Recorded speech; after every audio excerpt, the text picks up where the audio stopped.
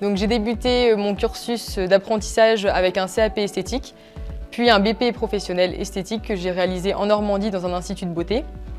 Afin de valider mes compétences dans le domaine de la parfumerie, j'ai décidé de réaliser un diplôme qui se nomme le CPVE, c'est-à-dire conseillère de vente en parfumerie. C'est pour cela que je suis venue dans la région Centre le réaliser au sein d'une parfumerie. Puis j'ai décidé de commencer un BTS MCO que je vais maintenant presque terminer. Ma formation actuelle se présente en 2 étapes.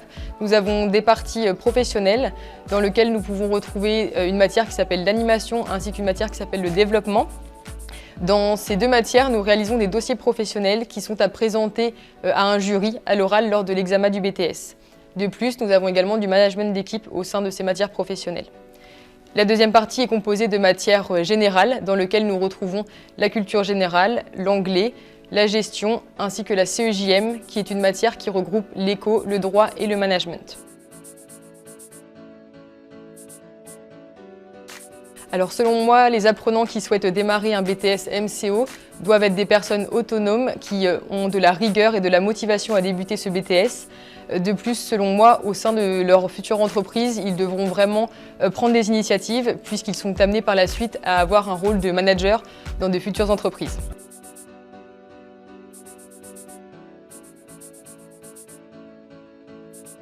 Il y a de nombreux avantages à choisir l'alternance. Les apprenants vont pouvoir développer une réelle expérience au sein de leur BTS puisqu'ils vont pouvoir appliquer ce qu'ils apprennent en cours durant leur période d'entreprise. De plus, selon moi, les apprenants vont plus facilement trouver un employeur par la suite dû à cette expérience. Et pour finir, les apprentis vont bénéficier d'un salaire.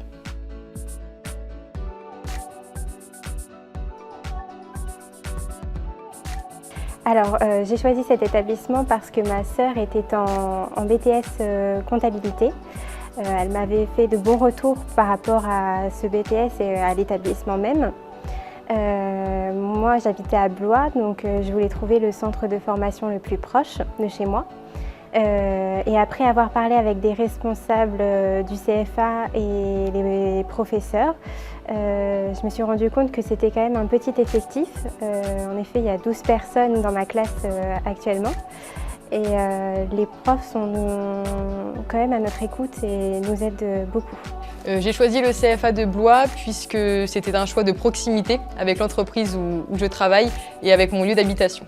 Alors, comme je l'ai dit tout à l'heure, je me suis retrouvé donc sans établissement après ma licence et j'ai décidé de revenir vers les études professionnelles, enfin de venir, parce qu'on m'a conseillé de m'orienter vers l'alternance pour faire moitié-moitié entre l'entreprise et l'école, parce que c'était peut-être mieux pour moi à l'époque. Et donc j'ai décidé de venir au CFA parce qu'on m'a conseillé cet établissement, on m'a dit que c'était très bien encadré. Et puis je suis venu postuler ici en expliquant mon parcours et j'ai été accepté.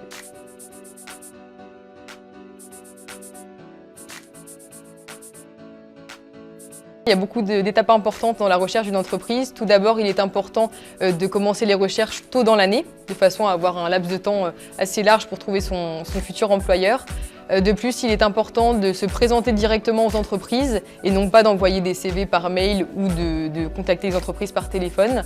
Et ce qui est également très important selon moi, c'est d'écrire sa lettre de motivation à la main et non pas de la taper à l'informatique. Voilà, vous allez beaucoup plus démarquer votre candidature en vous présentant spontanément et en ayant mis du travail à l'œuvre, on va dire, en ayant écrit votre lettre de motivation.